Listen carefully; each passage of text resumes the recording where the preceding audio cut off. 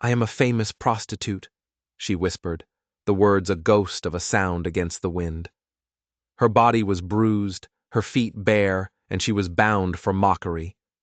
She believed she had lost everything that ever mattered, but in that frozen square, she was about to find the one thing she never, ever expected. Martha stood in the dead center of Millfield's main street. The rough-spun rope bit deep into the flesh of her wrists, a constant, grinding pain. Her cheeks were raw, stung by a wind that carried both dust and snow, a gritty cocktail that caught in her tangled hair and on her chapped lips. Around her, a wide circle of townspeople had gathered. Their boots crunched on the frozen dirt, a sound like bones breaking. Their faces were bright, not with warmth, but with a cold, cruel amusement. Some of them smirked. Others whispered behind thick, gloved hands, their words lost to the wind, but their intent as sharp as a knife. A few laughed right out loud, a harsh, barking sound. They pointed. They pointed at the torn hem of her thin dress, at the dark bruises blooming like poison flowers along her thighs, at her pale, bare feet curling against the biting ground. They wanted a show. They wanted to see her shame. She had given them both before, in other places. In dark, windowless rooms where men came with clinking coins in their pockets and left with little pieces of her soul. But this was different. This was worse. To be tied up in the daylight, in the middle of town, for everyone to see. There were no shadows to shield her here, no thick walls to swallow the sound of their judgment. This was the cruelest theater of them all. Her voice cracked as she tried to get ahead of their laughter, to own the word before they could use it to destroy her. I'm a famous prostitute, she muttered again, dragging the confession from her own mouth as if naming the poison herself might somehow soften its bite. The crowd erupted. She admits it, someone jeered, the voice thick with satisfaction. Worthless, another person spat, the word landing near her feet. Who would pay for her now? A man sneered, hurling a gob of spit at the dirt just inches from her toes. Each word was a lash. Her chest tightened, her ribs aching with the physical weight of their insults. She pressed the back of her head against the splintered wood of the post, trying to make herself smaller, trying to disappear into the wood, into the dirt, into anything that wasn't her own skin. Her father stood near the edge of the crowd, his chest puffed out with cheap drink and old spite. His hands waved wide, a grand gesture, as if he were presenting a prize animal at a county auction. "Take her!" he shouted, his voice booming across the square. "Anyone who wants her, strong back, silent mouth, won't cost you much. Hell, I'll take the best offer right now." The laughter roared, louder this time, a wave of sound that threatened to drown her. A boy, no older than 12, pointed a finger straight at her face. "What happened to her face?" he yelled. Her father didn't miss a beat.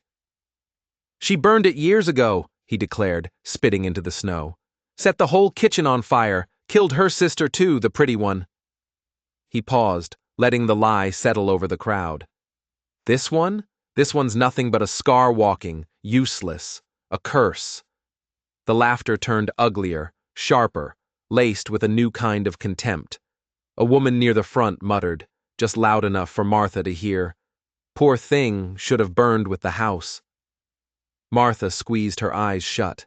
The scar that stretched tight across her left cheek began to throb, a phantom pain, as if it could remember the heat of the flames. The rope burned her wrists. The cold ate at her toes until she could feel nothing at all. She was just a hollow thing tied to a post. And then, silence. It wasn't the silence of mercy.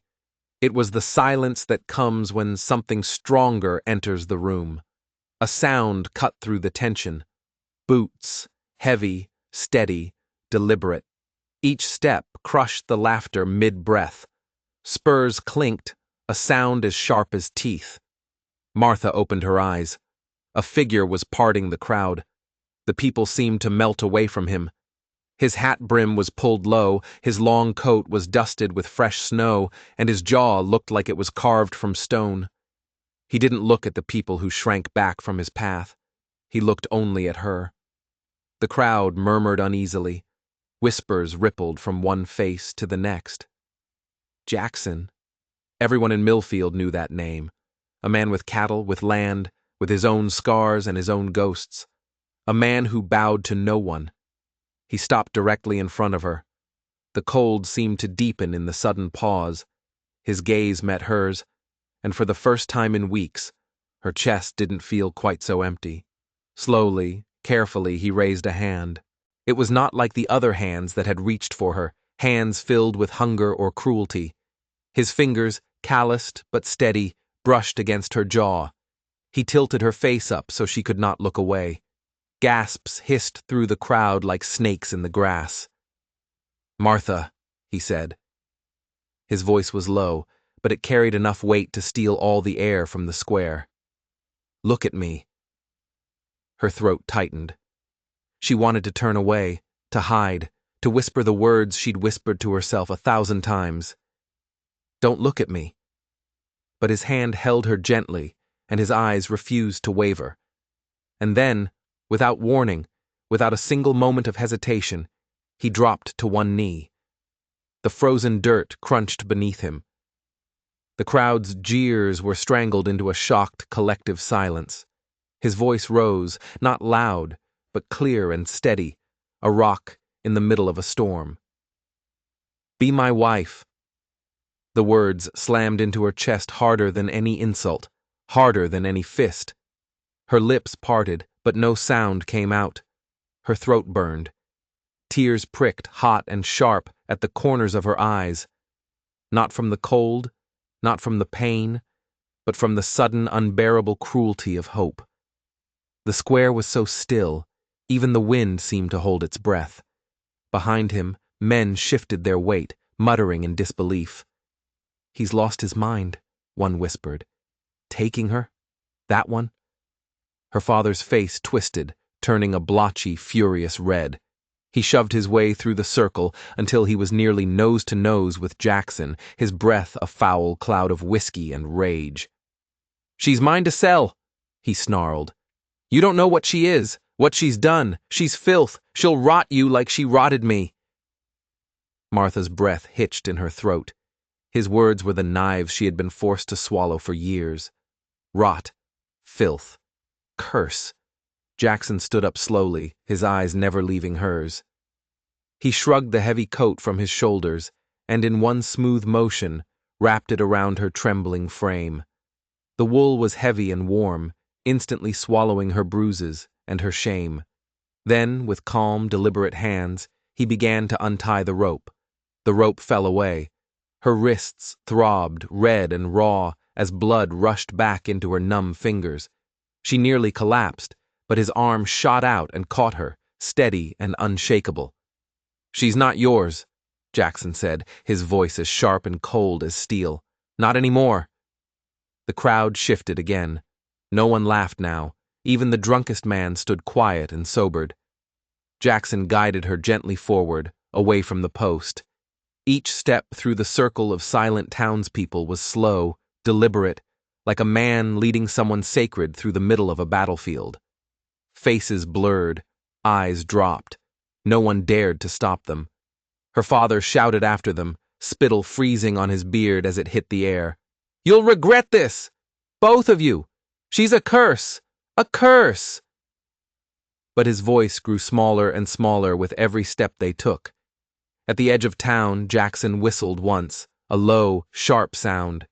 A horse broke from the hitching rail and trotted to him. With one swift, powerful motion, he lifted her onto the saddle. She clutched the heavy coat tighter around herself, trembling from something much deeper than the cold. Then he swung up behind her, one arm coming firmly around her waist, holding her upright as the horse carried them out of Millfield and toward the open road. The town shrank behind them. Snow began to fall heavier now, a thick white curtain erasing their tracks almost as soon as they were formed. Martha pressed her face into the rough wool of the coat, her silent tears soaking the fabric. She didn't know where they were going. She didn't know why he had chosen her, but for the first time in her life, the road ahead felt wider than the road behind, and for the first time in years, Martha allowed herself a single, trembling thought. Maybe she was worth saving. The snow swallowed their tracks, leaving no trace they had ever been there. Martha clutched the coat around her shoulders, the heavy wool still holding the warmth of Jackson's body. His arm was a solid bar at her waist, holding her steady in the saddle, his chest a firm wall at her back. She could hear the slow, even rhythm of his breathing, as calm as if rescuing a woman from a mob was something he did every Tuesday. For her, it was everything. Her heart wouldn't stop racing, a frantic bird trapped in her ribs. Shame and hope were at war inside her chest, two bitter enemies locked in a battle she was sure she could not win. Every insult the crowd had hurled still clung to her skin like frostbite, but underneath it all, buried and stubborn, the word wife pulsed like a fresh wound that refused to close. They rode in silence for what felt like hours. The road stretched white and endless ahead, flanked by a tunnel of pine trees that bent low, heavy with snow. Martha couldn't bring herself to look up, to look around. She tucked her bare, frozen feet into the folds of the coat, hiding them from the cold, hiding them from him. She wanted to ask the question that was screaming in her mind. Why? Why had he stepped forward? Why her, of all people? But her throat was tight and raw, and her lips trembled too much to form the words. It was Jackson who spoke first. "You'll catch your death without shoes," he said simply. It wasn't a scolding, and it wasn't pity. He said it like it was the most obvious truth in the world, like a man stating that the sky is blue. She almost laughed, but the sound that came out was more like a sob. Shoes. As if a pair of shoes could fix what was so deeply broken inside her, as if covering her feet could hide the scars she carried everywhere else.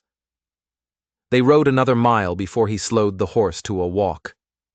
Big, fat snowflakes drifted down, catching in her tangled hair like tiny jewels. She could feel the weight of his gaze on her, even though he hadn't turned his head. "You hungry?" he asked. The question startled her. No man had ever asked her that. Men had asked for plenty of things from her. Her silence, her body, her obedience, but never if she was hungry. Her lips parted, but her voice was barely a whisper against the wind. "Yes." He nodded once, a short, sharp movement, as though that single word was all the answer he needed in the world. Minutes passed. The only sound was the soft crunch of the horse's hooves on the frozen ground. Then, in the distance, she saw it. A thin curl of smoke rising from a chimney, almost invisible against the gray sky. A cabin tucked deep into the trees. Her stomach knotted. A trap. This was it. Another transaction. She didn't know this man. She didn't know what he really wanted from her. The proposal in the square, that was just part of the show. As the horse drew closer, the cabin took shape. It was small, maybe 3 rooms at most, but the smoke rising from the chimney was steady, and a warm, yellow light glowed through the frosted windows. A small barn stood nearby, the dark silhouette of another horse shifting inside. This was a home. Jackson swung down from the saddle first, his boots sinking into the deep snow. He turned and raised his hand to her waist, offering steadiness without force. She froze. Her body went stiff, every muscle screaming at her to run, to flee back into the cold she understood. "I won't hurt you," he said softly. The gentleness in his tone made it worse. She was used to anger, to shouting, to fists and cruelty. Kindness. Kindness was foreign and dangerous. It was a language she didn't speak, a weapon she didn't know how to survive. Still trembling, she let him lift her down. The moment her feet touched the snow, the cold stabbed up her legs like 1,000 tiny knives. She gasped, staggering, but his arm caught her again, holding her firm. He guided her to the cabin door, pushed it open, and then stepped aside, letting her go first. Warmth spilled out, a physical thing she could feel on her skin. Firelight flickered against simple wooden walls. The smell of cedar smoke was rich and inviting. A small table was set for one, and on it sat a steaming bowl of stew and a tin cup of water. It looked as though he had prepared for her. Her heart raced faster, prepared for her. She hovered on the threshold, unable to force her feet to cross into the light. Her father's voice screamed in her head. "You're filth. You'll rot everything you touch." But Jackson didn't push. He didn't rush her. He only waited, a silent statue in the falling snow. Finally, on legs that shook so badly she could barely stand, she stepped inside. The warmth hit her like a wave, so powerful it nearly knocked her down. She sank into the heavy wool coat, gripping it as though it were the only thing tethering her to this strange new world. Jackson shut the door against the wind. Then he moved with a quiet precision, setting a kettle near the fire, laying a clean towel and a basin of water by the hearth. His hands were rough and calloused, but his motions were practiced, like a man who had lived a long time in silence and solitude. Her eyes darted around the room, from the table to the food, to the clean blankets folded neatly on a bench. Nothing about this place looked cruel, nothing about it looked like a trap, and that terrified her more than anything. At last, she found her voice. It was sharp with fear. "Are you doing this because you pity me?" Jackson straightened up slowly from the fire, his eyes finding hers in the flickering light. His expression didn't change. It was as unreadable as a stone. "No," he said, his voice even. "I'm doing this because you deserve to be treated like a person." The words broke her. They shattered something deep inside that had been frozen for a very long time. Her knees gave way before she even knew she was falling. The coat pooled around her as she sank to the floor, covering her face with both hands. The tears came fast and hot, uncontrollable sobs that shook her entire body. She had cried before, many times, but never like this. Not from pain, not from fear, but from the unbearable, crushing weight of a stranger's kindness. Jackson turned his back, giving her the dignity of breaking in private. He stoked the fire, his movements silent, steady. For the first time in years, Martha cried because someone saw her as human. And for the first time in years, she began to wonder if maybe, just maybe, she could be. The tears slowed, but they didn't stop completely. They slipped, hot and silent, down her cheeks, carving clean lines through the dirt on her face. She didn't bother to wipe them away. For once, no one was there to mock her for crying. When her sobs finally softened into shaky breaths, Martha lowered her hands. The room glowed gold from the fire, the shadows dancing along the wooden beams overhead. Jackson had moved to the far corner, stacking logs beside the hearth. His back was still turned to her, as if he understood instinctively that she needed space to piece herself back together unseen. She pulled the heavy coat tighter around her, its weight the only thing anchoring her trembling body. Her wrists still throbbed from where the rope had been. She rubbed them absent-mindedly, staring into the flames until her vision blurred again. The silence between them wasn't heavy or awkward. It was careful, like a piece of thin glass that neither of them dared to break. Finally, Jackson spoke. His voice was even, calm, as if he'd been waiting for precisely the right moment. "There's stew on the table." Her head lifted, startled. He wasn't looking at her. He was pouring hot water from the kettle into the basin, steam rising in a soft cloud. "Eat," he said. "You'll need your strength." Strength? The word felt foreign, a piece of clothing that didn't fit. She had been called many things in her life, but never strong. She rose slowly, her legs stiff from the cold and the fear. She moved to the table like a sleepwalker.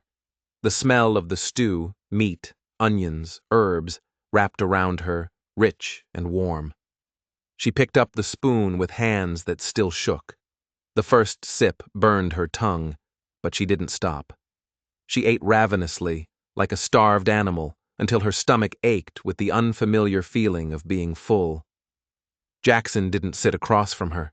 He stayed by the fire, methodically cleaning a long rifle, his movements precise and unhurried. It was as if he knew that the sight of her hunger was something private, something he had no right to intrude upon. When the bowl was empty, she found her voice again.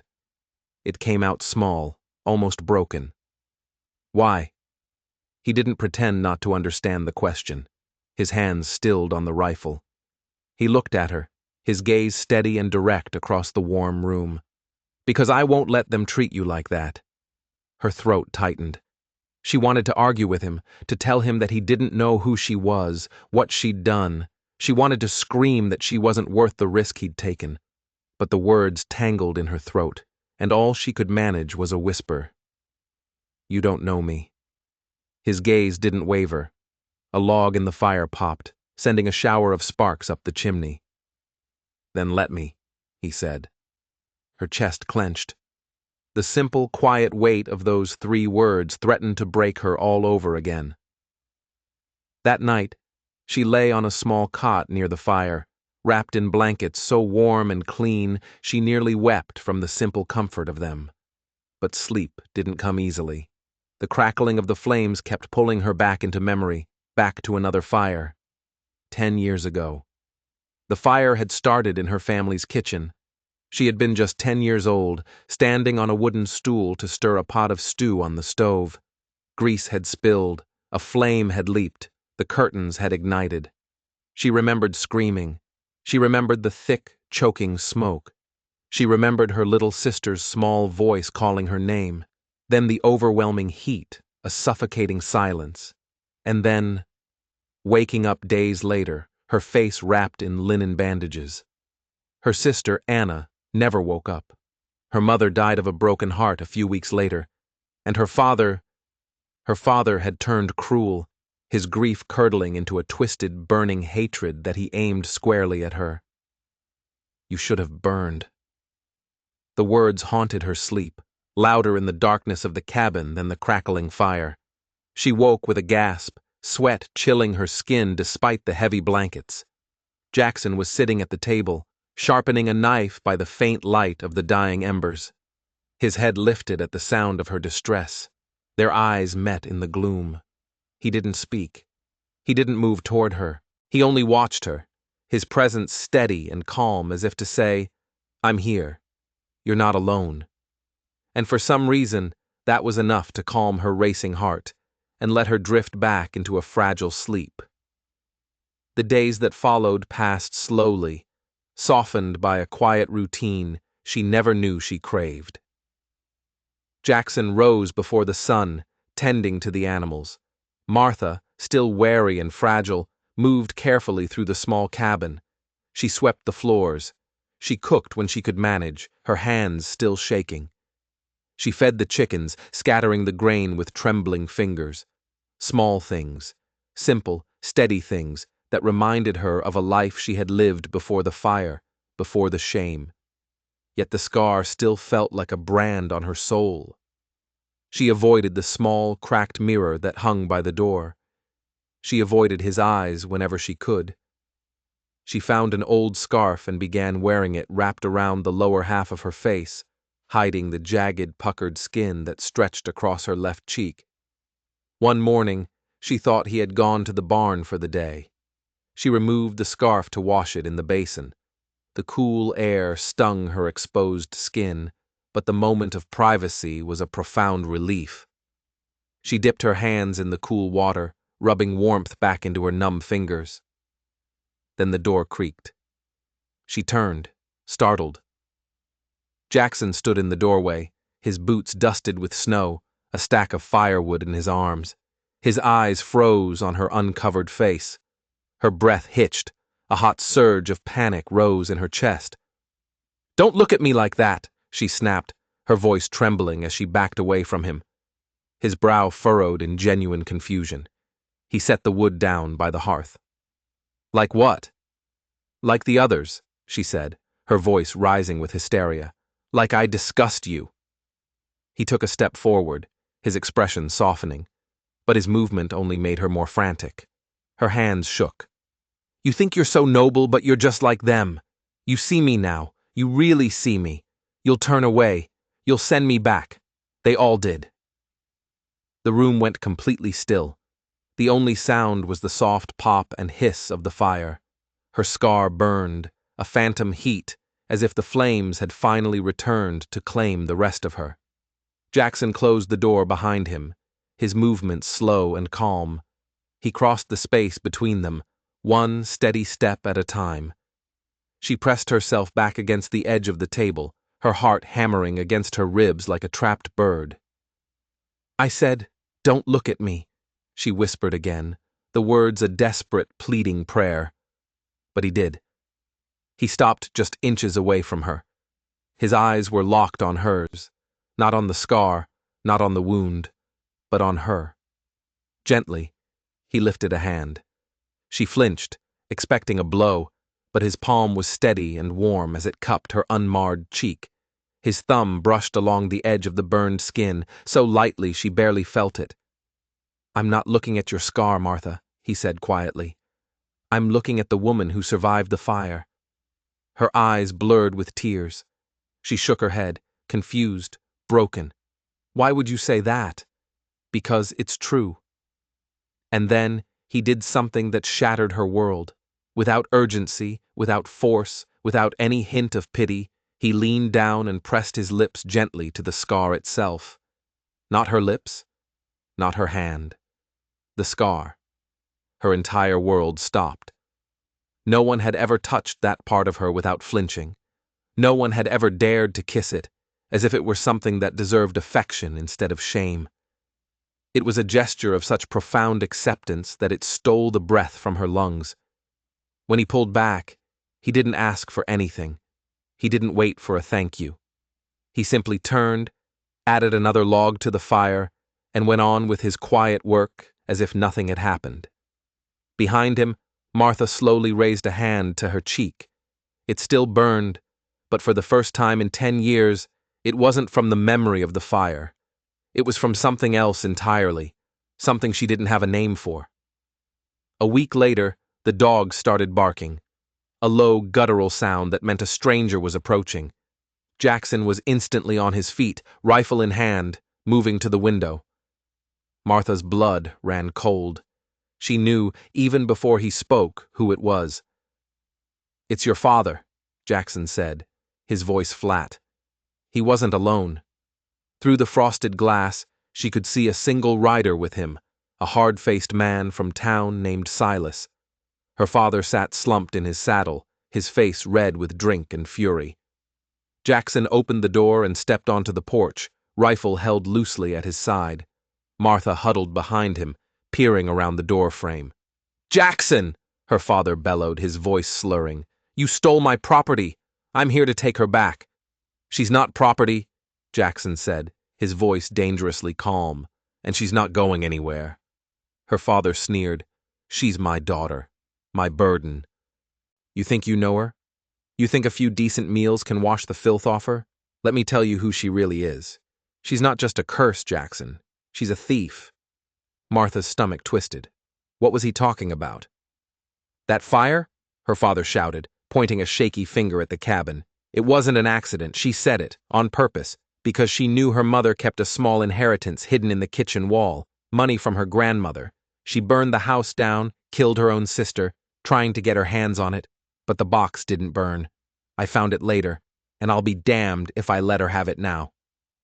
The lie was so monstrous, so specific, that it sounded like the truth. Martha felt the air leave her lungs. An inheritance? A box of money? Her mind reeled. She remembered smoke, screams. But the memory was a blur of terror. Could he be right? Could she have done something so horrible and blocked it from her mind? Jackson's body was rigid. "You're a liar." "Am I?" her father taunted. "Ask her. Ask her why she was always jealous of Anna. Ask her why she was the only one who made it out. She's a killer, Jackson. And when this town finds out the full story, they'll run you out right along with her." He spat on the snow. "You have until tomorrow to bring her back to Millfield, or we'll come back and take her." With that, he yanked on his horse's reins and rode away, Silas trailing behind him like a vulture. The threat hung in the cold air, heavy and poisonous. The cabin no longer felt safe. After her father rode away, leaving only the echo of his vile threat, Martha sat by the fire, her hands clasped so tightly her knuckles were bone white. Jackson moved with the same steady calm as always, stacking the wood her father's visit had interrupted, checking the rifle, but she could see a storm brewing behind his eyes. He was planning, preparing. She couldn't stop shaking. "You don't know him," she whispered. Her voice was cracked and brittle, like thin ice. Jackson glanced at her from across the room. "I know enough." "No," she said, louder now, a note of desperation creeping in. "You don't. He won't let this go. He'll drink himself into a rage. He'll stew on it. He'll gather men who hate you more than they hate me, and he'll come back. And when he does," her throat closed up, "he'll kill you."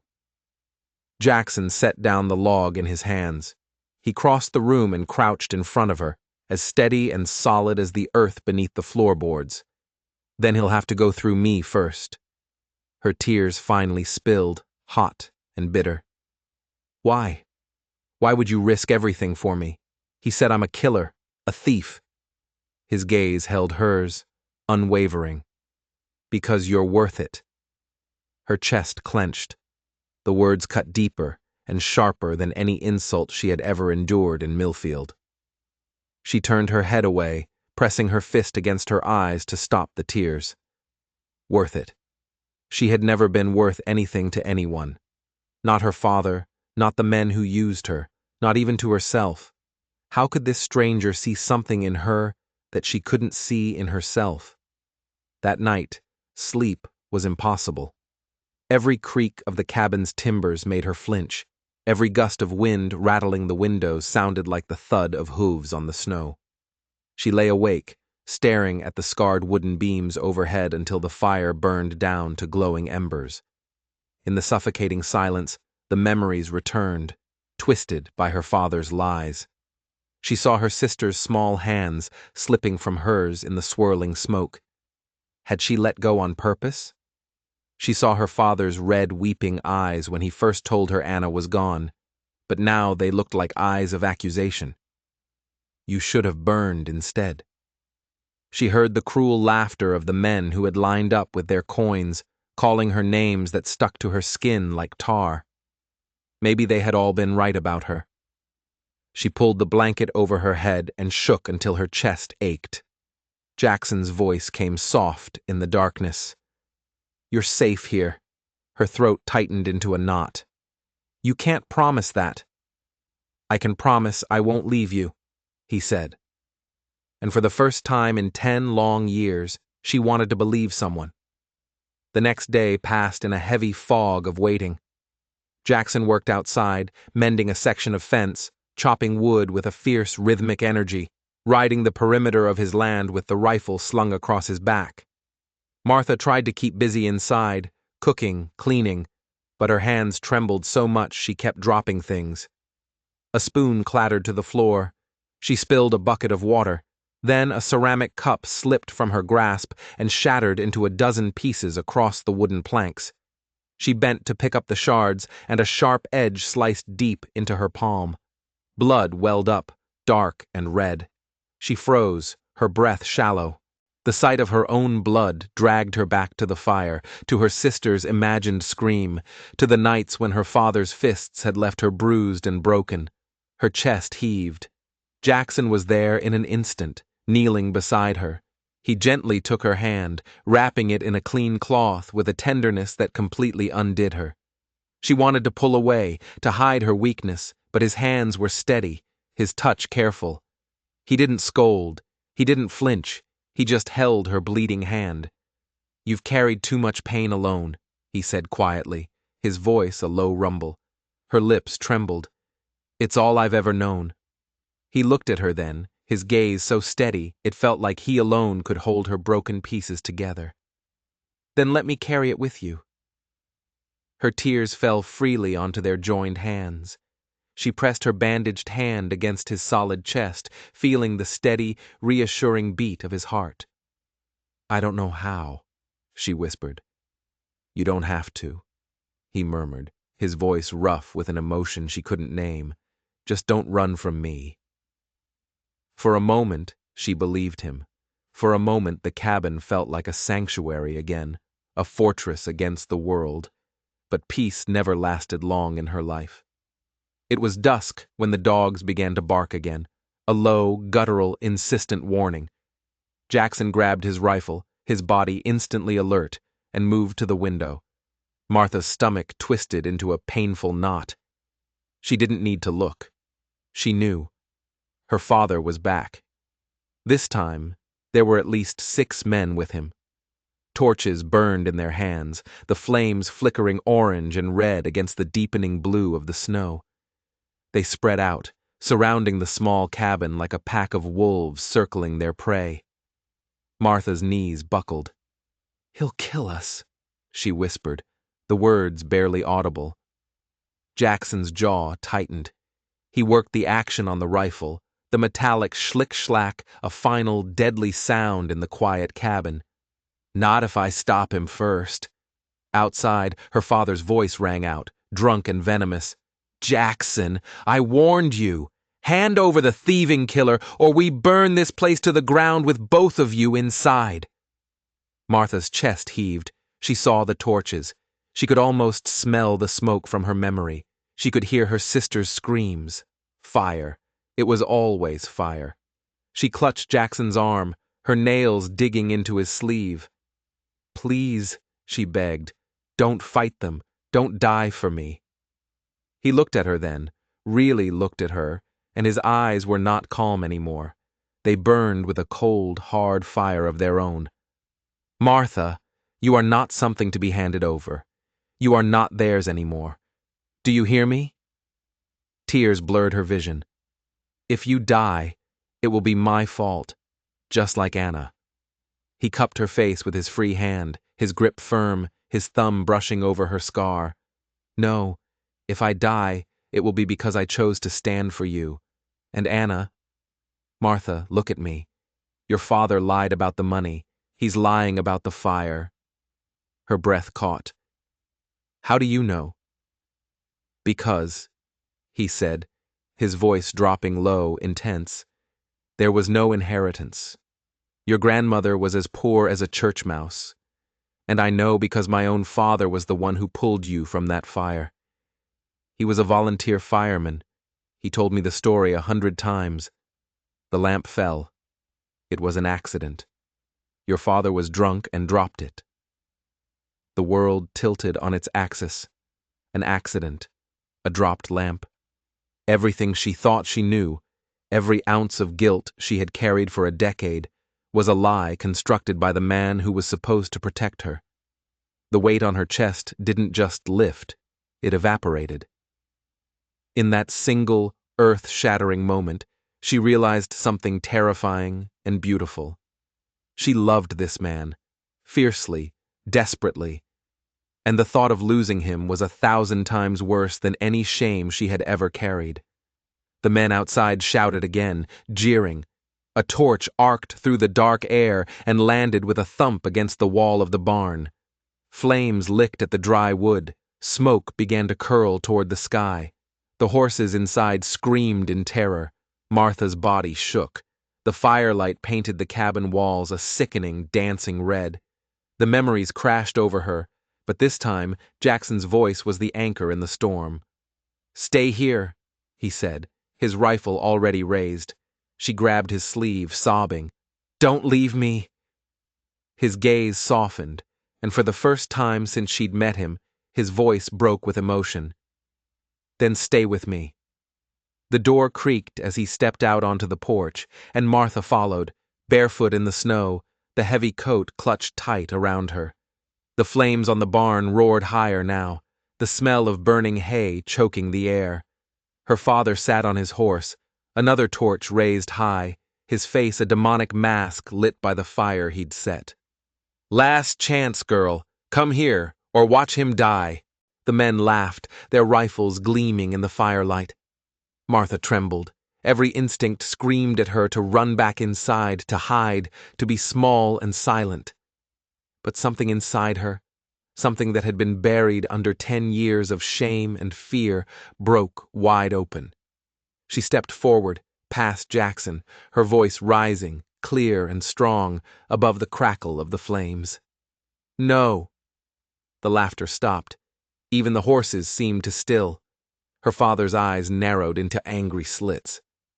"What did you say?" She lifted her chin, tears freezing on her cheeks, but her voice was steady. "I said no. You lied. You lied about everything. There was no inheritance. You dropped the lamp. You were drunk, and you dropped the lamp, and you let Anna die." The silence that followed was deafening, broken only by the roar of the fire. The men with her father shifted, looking from her to him, their expressions suddenly uncertain. Jackson's hand found hers in the dark, his fingers lacing with hers, steady and unshakable. Her father's face twisted with a terrible, cornered rage. "You little—" He raised his rifle. But before he could aim, a different shot cracked through the night, echoing through the trees. Her father's rifle flew from his hands. He screamed in a mixture of pain and fury, reeling back in the saddle, clutching his shattered hand. The men cursed, their drunken bravado crumbling into fear. This wasn't a fight over a disgraced girl anymore. This was something else. One by one, they turned their horses, melting back into the darkness they'd come from. The abandoned torches hissed and died in the snow. The barn burned, but the cabin still stood. Martha collapsed to her knees, sobbing into the cold, clean snow. Jackson was there in an instant, kneeling beside her, pulling her into his arms, holding her tight against his chest. His voice was ragged, broken. "You're safe. I've got you. You're safe." But Martha knew safety was a fragile thing. The fire still burned. The threat was not completely over. And yet, in that moment, pressed against the man who had risked everything for her, a man who had not just saved her, but had given her back her own truth, she felt something she had never known before. Hope. Real hope.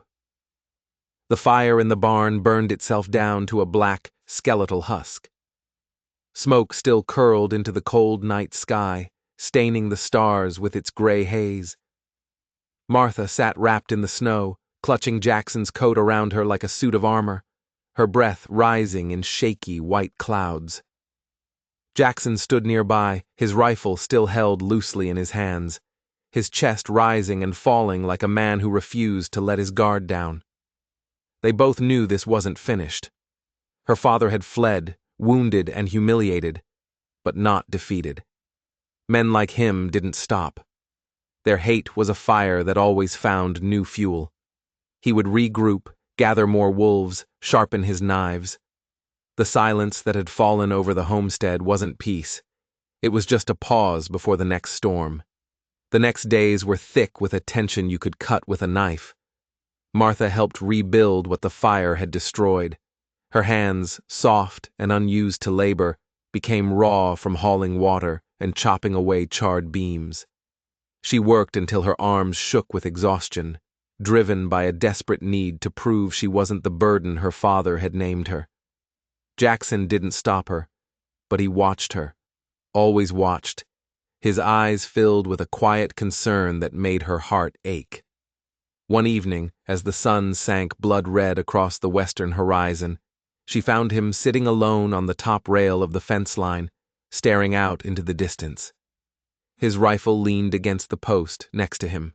His shoulders were heavy with a weight she was only just beginning to understand, and his jaw was tight. "You think he'll come back, don't you?" she said quietly, coming to stand beside him. Jackson didn't look at her, but his continued silence was answer enough. Her chest ached. She sank into the damp grass at the base of the fence, the cold seeping through her dress. "Then let me leave," she whispered to the ground. "If I go, he'll stop chasing you." At that, he finally turned. His eyes were sharp, almost angry. "Don't say that." "It's true," she insisted, looking up at him. "He wants me, not you. If I disappear, he'll leave you be." Jackson swung his legs over the fence and dropped to the ground in front of her. He shook his head, a fierce, determined movement. If you go, he wins, and I lose you. Her throat tightened. I'm not worth losing your life over. His hand caught hers, his grip firm and grounding. He pulled her to her feet.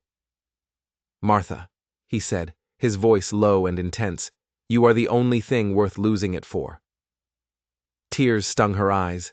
She wanted to fight him, to argue, to list all the reasons she was broken and worthless, but the words shattered in her mouth. Instead, she leaned into him, resting her head against his chest, listening to the strong, steady beat of his heart beneath her ear. That night, she dreamed of fire again, but this time, when the flames rose around her, Jackson was there. His hand reached through the smoke, and he pulled her free. For the first time, she woke from the nightmare with a feeling of hope instead of despair. The storm broke 3 nights later. It was long past midnight when the dogs went wild, their frantic barks cutting through the dead silence of the night. Jackson was already moving, rifle in hand, his eyes sharp and alert in the moonlight. Martha's heart froze solid in her chest. Shadows were moving beyond the tree line. Torches, more torches than before, flickered like angry, hellish stars. There were more men this time, too many. Her father's voice rose above them all, a sound full of hate and whiskey. Jackson, come out, or we burn you alive with her. The words cracked through the night air, pulling Martha back into the familiar spiral of fear. Her body started to shake, her breath coming in ragged, shallow gasps. She saw her sister's face in the flames again. She saw her father's hand swinging in rage. She saw the sneering faces of men with coins in their hands. Jackson's hand found hers in the dark. Stay behind me. But something in Martha's chest burned hotter than any fire. All her life, she had been silent. She had let others speak for her, let them define her, let shame chain her voice. But not tonight, not after everything he had shown her, not after he had given her back the truth. She pushed past him, yanking open the cabin door and stepping out into the cold. Her bare feet sank into the fresh snow, but she didn't feel it. She faced the torches, the rifles, the hate-filled eyes of the man who had called her worthless. I'm not yours anymore, she screamed, her voice breaking the night apart. You hear me? I belong to no one, not you, not the men who paid you, not the whispers in Millfield, no one. The night went dead still. Even the men holding rifles shifted uneasily, their bravado faltering in the face of her raw fury. Her father's face twisted in disbelief and rage. You ungrateful. He raised his rifle to his shoulder, but a single shot cracked first. Jackson shot. The rifle flew from her father's hands, clattering uselessly into the snow. The men shouted, chaos and confusion rippling through their ranks. Some of them turned to run, vanishing into the trees. Others froze, suddenly unwilling to die for another man's bitter hatred. Her father staggered, clutching his bleeding hand, his eyes burning into hers. You'll pay for this, girl. You'll rot. Martha's tears streamed hot down her face, but her voice didn't tremble this time. No, she said, the word striking him harder than any bullet. I'll live. Her father's shoulders sagged, defeated, and for the first time, she didn't see a monster.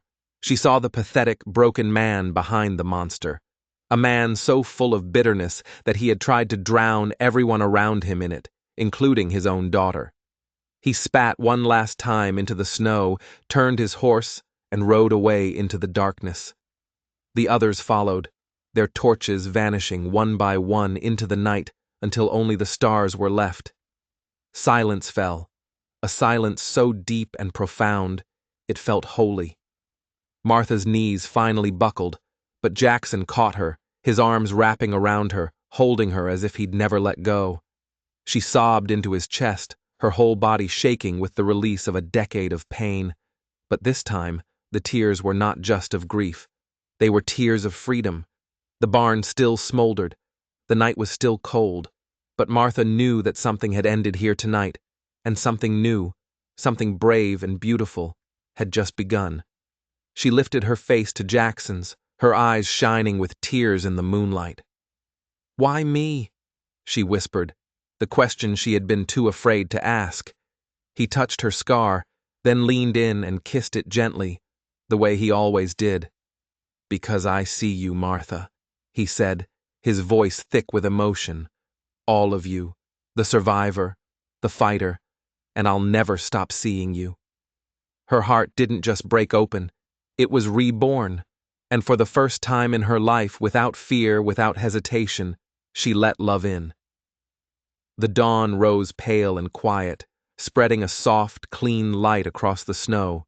Smoke still drifted from the wreckage of the barn, a final ghost of the past. But the cabin stood. They stood together, hand in hand, watching the new day arrive. And as the sun warmed her face, Martha realized a truth she had never, ever dared to believe. She wasn't a stain. She wasn't ruined. She was a survivor. She was loved. And that love had not just saved her. It had made her whole. If this story touched you, if you felt every heartbeat and every tear, don't leave without showing us. Subscribe to this channel. Turn on the notification bell so you never miss the next story. And tell us in the comments where you're watching from. Your words, your presence, they matter more than you know. Because stories like this aren't just told, they're shared. And you're part of it now.